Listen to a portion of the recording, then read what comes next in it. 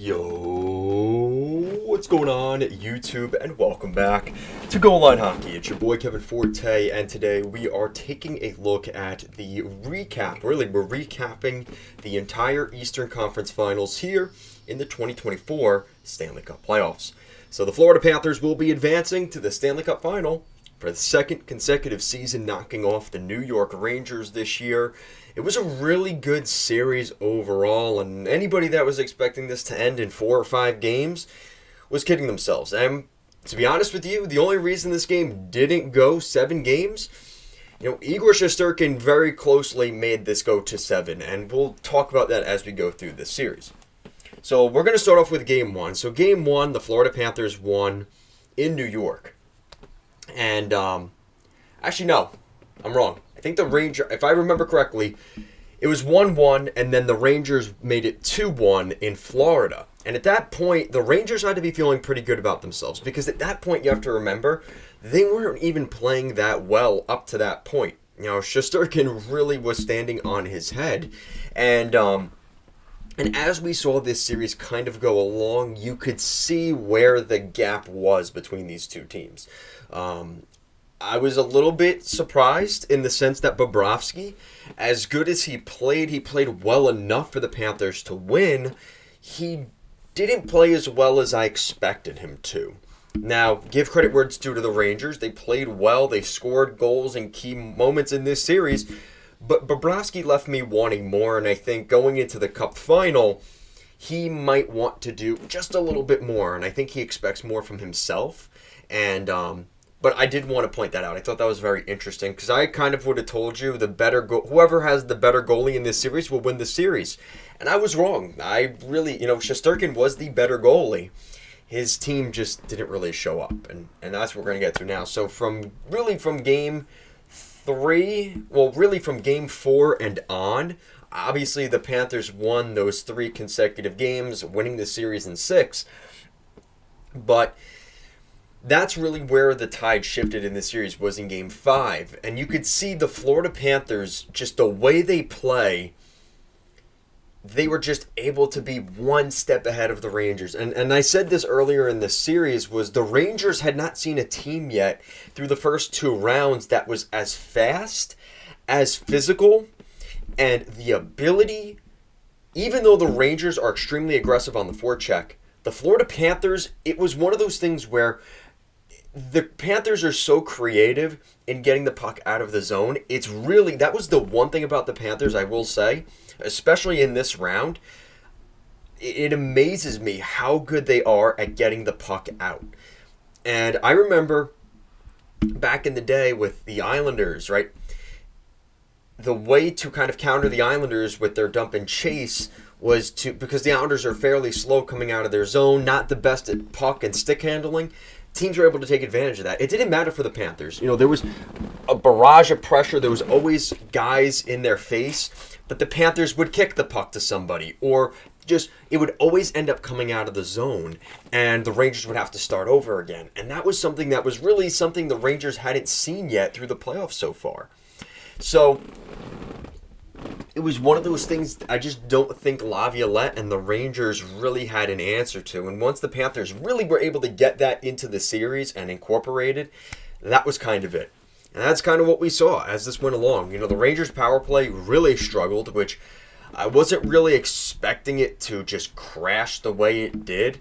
The Rangers did score a shorthanded goal in Game 5 at Madison Square Garden to get that game going. It was 1-0 Rangers, but then the Panthers answered back, making it 1-1. And of course, we know the Panthers would end up winning Game 5, and that was the game. That was really it. I mean, as much as we want to say the series ended in 6, right, because that's the clinching game, I mean, the Panthers were not going to want to go back to a Game 7 at Madison Square Garden to give Shesterkin one more chance for his team to get going, and a chance for Panarin, Zibanejad, all those guys to really do what they needed to do. And it didn't really happen. And that's really where I want to get to now. So the Rangers' perspective on this series, like I said, the power play dried up. We're able to score a shorty. Kreider was able to score in this series, but not at the level that he did through the first 2 rounds. Zibanejad, Panarin, basically crickets, silent. And Lafreniere and Trocheck were really through the entire playoff run for the Rangers were the only ones that were consistently scoring. And even Lafreniere, he really didn't show up till the third round. The first two rounds, he was a little bit quiet. And that's got to be really frustrating for Ranger fans because this is now the narrative once again is you have an incredible goaltender that is carrying this team on his back, but the inability to score more goals than the other team, despite the goaltender playing exceptionally well. You could argue that Shesterkin could win the Vezina this year. Despite that, despite outdueling the other goalie on the other side, the team wasn't able to win. And you could tell, and they said this it was hysterical through this game. Through Game 6, they were begging the Rangers to score a goal. They were saying so many things like Adam Fox hasn't scored a point in 23 games, or scored a goal in 23 games since the 2020 playoffs. Panarin, they showed on the scorebug, they showed Panarin hasn't scored a goal in 8 games. Zibanejad hasn't scored a goal in 10 games. They were doing everything they could at the end of that second period, just begging the Rangers to get a goal. It just wouldn't happen. And you know what I think is more frustrating for Ranger fans at the end of this series, and especially Game 6, is the hockey gods like to play games. And they did that in this series because, yes, Vincent Trocheck scored some big goals in this series against his former team in the Panthers. He scored some big goals in the last round against Carolina, another team that he played for formerly. This time it was Vladimir Tarasenko. And I told you guys going into this series, you need to watch out for the best line in the National Hockey League. And it wasn't on the Rangers. It was that line of Reinhart, Barkov, and Tarasenko. And who ends up getting the game winner? Not only is it a player from that top line, but it's the guy that was with the New York Rangers on their Stanley Cup run last year, Vladimir Tarasenko. And he's the one that technically gets the cup, well, not the cup clinching, but the Eastern Conference clinching goal. And that's it. Now, I will say that the officiating, and I hope this carries into the Stanley Cup final, they were not calling anything. And there was a couple times where either way, there was calls that could have been made. They didn't make them.